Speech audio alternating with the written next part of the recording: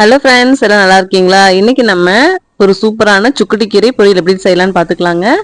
உங்களுக்கு பூஜா ஸ்டேனிவேல் சேனல் பிடிச்சிருந்தா சப்ஸ்கிரைப் பண்ணிக்கோங்க. வாங்க வீடியோக்குள்ள போகலாம். சுக்குட்டி கீரை பொரியலுக்கு பார்த்தீங்கன்னா வடச்சட்டியில் எண்ணெய் ஊற்றியாச்சுங்க. எண்ணெய் காஞ்சதையும் கொஞ்சமாக கடுகு போட்டுக்கலாம்.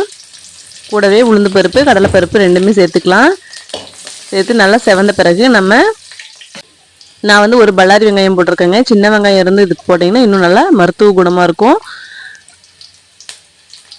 காரத்துக்கு வந்து நம்ம எந்த பொடியும் சேர்க்காம வர மிளகா மட்டும் போட்டுட்டோம்னா இன்னும் நல்லாயிருக்கும். போட்டு நல்லா வணக்கி விட்டுருலங்க. சுக்குட்டி கீரை வந்து பார்த்தீங்கன்னா நான் வந்து தண்டோட அப்படி கொஞ்சம் கொஞ்சமாக இளந்தண்டோட அப்படி கிள்ளி அதை அப்படியே தண்ணியில் நல்லா அலசிட்டு அதுக்கப்புறம் நான் வந்து பொடி பொடியாக அரிஞ்சு வச்சுருக்கேன்.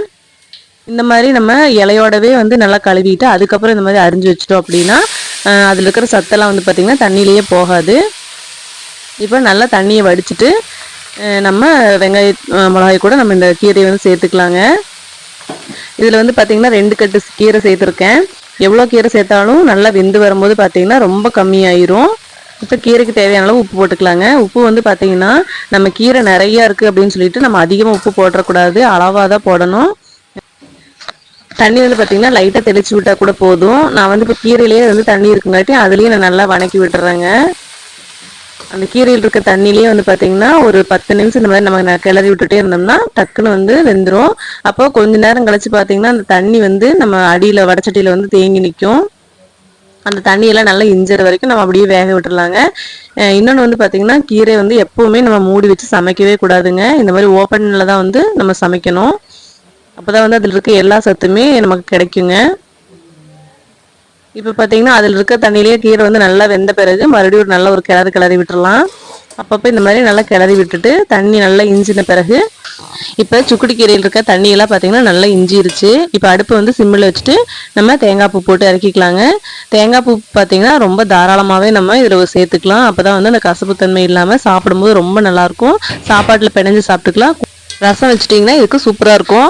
இதில் இன்னொன்று பார்த்தீங்கன்னா வாய் புண்ணுக்கும் வயிற்று புண்ணுக்கும் ரொம்ப ரொம்ப நல்லதுங்க இந்த சுக்குட்டி கீரை.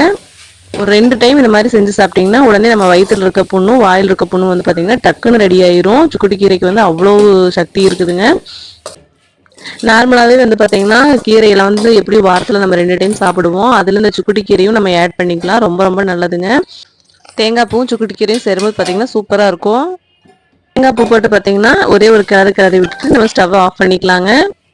இப்போ நம்ம வேற ஒரு பாத்திரத்துக்கு மாற்றிக்கலாம்.